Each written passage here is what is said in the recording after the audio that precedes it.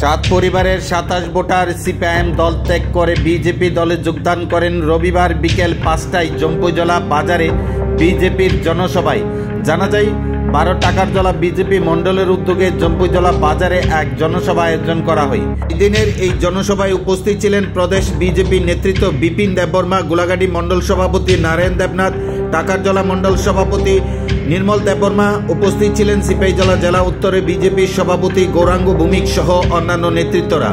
এই দিনের এই যোগদান সভায় 7 পরিবারের 27 ভোটার সিপিআইএম দল ত্যাগ করে বিজেপি দলে যোগদান করেন। দলত্যাগীদের ভারতীয় জনতা পার্টির দলীয় পতাকা দিয়ে দলে বরণ করে নেন এই দিনে উপস্থিত মঞ্চে নেতৃত্বরা।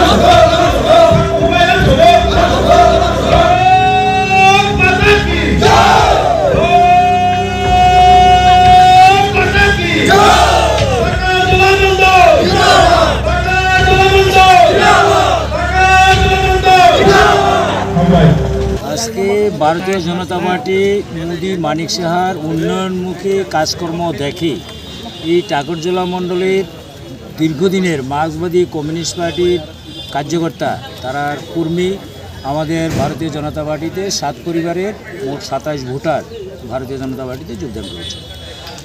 আগামী দিনে আপনারা কি বার্তা থাকবেন?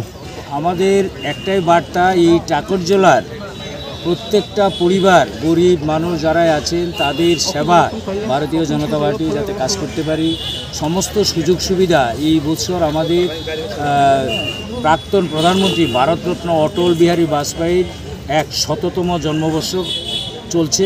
তো 100তম জন্মবর্ষে আমরা 1 বছরব্যাপী কার্যক্রম হাতে নিয়েছে।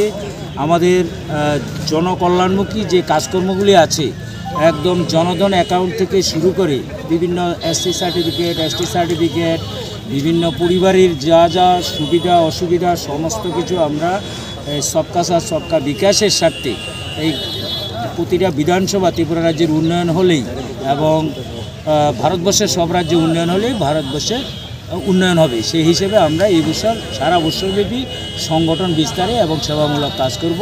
কাহাম ত্রিপুরা, কায়সা ত্রিপুরা গঠনে আমরা একযুগে সবাই কাজ করব।